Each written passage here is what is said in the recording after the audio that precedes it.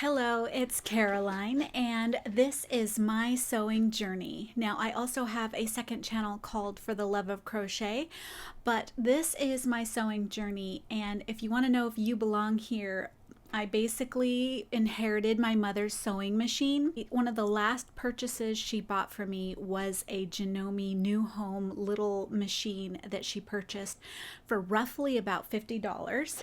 So here it is. This is the Janome New Home.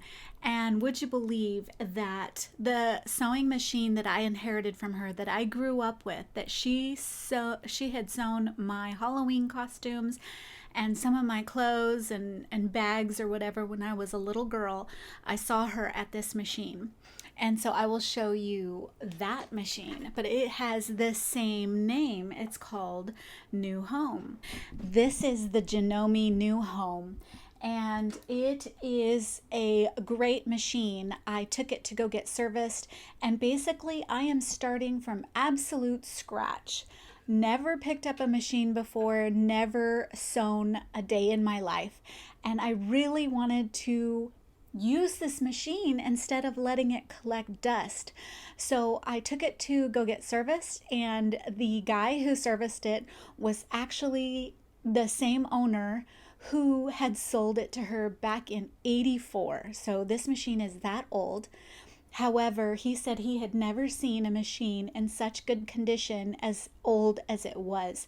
And I think it's because it's encased in this lovely, I had to go get my glasses on, this lovely Parsons wood table. It's just a gorgeous table, and it is held up over since '84. And my mom had this in her everywhere we went. This machine traveled with us. I inherited it when she passed away, like I said, and then she had also bought me this machine right before she passed away. So I picked up sewing, and I basically had to teach myself as much as I could. I went to a couple of classes, but let me show you what I started with. So I had to learn how to use this machine. So if you ever can't find your manual, look it up online. I bought it for, I believe, roughly $4 to $6.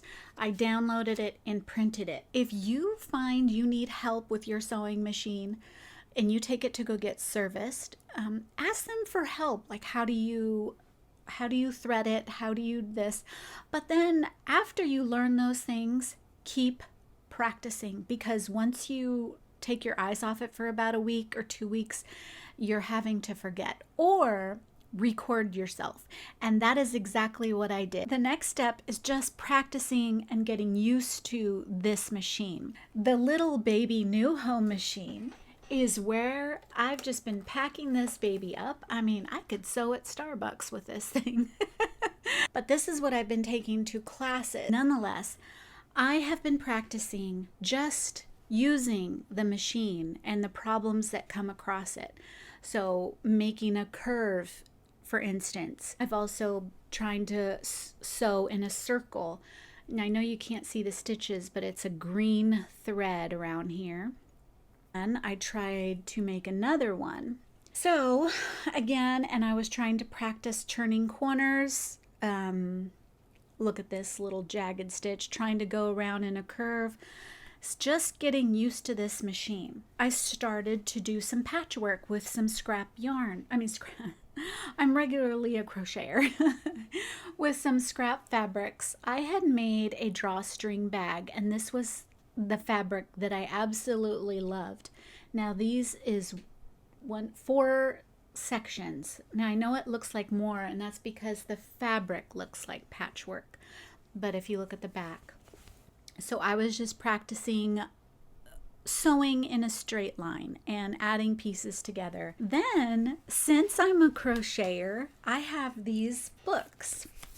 And these books incorporate sewing with crochet. Okay, so one that I did do, and unfortunately I do not have the bear because I sold it, but I crocheted the bear, and then I made that fabric piece. So I was practicing again, trying to get that patchwork so I could sew that on. hand sew, of course, but this would be the sewn piece. And then here's another one that I was practicing, but it ended up being too big for the crochet bear that I was creating. And notice that the corners, the curve was still a little bit too difficult for me on this one. So I'm still practicing. Okay, so then I saw these birds and noticed that it's a crochet bird, but then the wings are the sewn piece. So I did try making those, but they were very hard for me. And this was just practicing, so to try and make something like that. This other book also incorporates crochet and sewing. Notice the fabric ears. This bear has fabric ears as well. And then it's hard to tell, and in this picture, the bear has fabric ears and fabric foot pads, which is right here. So I really wanted to incorporate the crochet and sewing. I made a bear and a bunny incorporating some sewing pieces along with my crocheted objects. And I really wanted to make clothing like pajamas and shorts and simple t-shirts for my daughter and for myself. But not only that, I also wanted to be able to make matching pajamas for the family during Christmas. And so I really wanted to learn sewing. So I did take up a drawstring bag class, and I learned how to make a drawstring backpack, and it came out great. I fell in love, and I gave a tutorial on how to do that, and I will link that down below. But then, since I wanted to make shorts and pajamas, I took a class and I made these shorts for my daughter. I decided to go with her because it would be smaller, something smaller to work with, and they fit her great. I got this flannel to work with. I really wanted to make myself shorts, so I asked my teacher if she could hang out with me, and I hired her for a couple of hours or an hour, and so I made my own shorts. Now, these are mine. They are a little big, and right now these are fitting loose, so I have room to grow. All right, then I got inspired on a YouTube video, and I will link her YouTube video, but I don't recommend it, unfortunately. And I wanted to make her a 4th of July summer top. And the summer top was deceiving on the video because it doesn't really, it just shows it to you, but the straps were the problem. In order to do the strap, one side had to be tied and one did not. But she did teach me how to get my daughter's size. This was the template I used. So she tells you how to do it. It still was too tight for her. So that YouTube video didn't work out for me. So here is the top. And then you're supposed to put in your ribbon through here.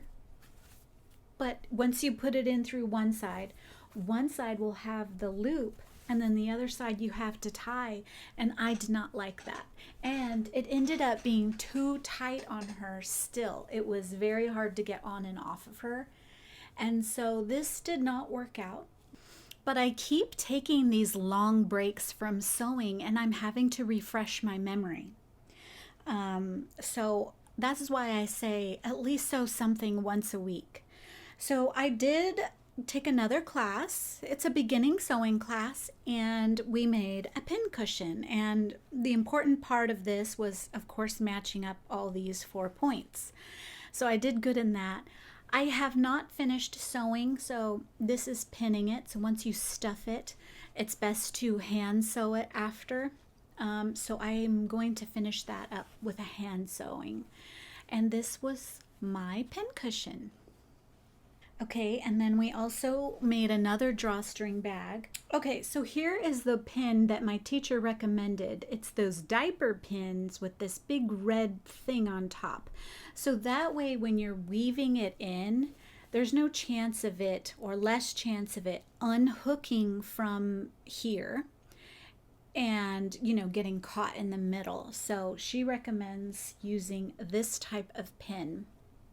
So I'm going to hold on to that.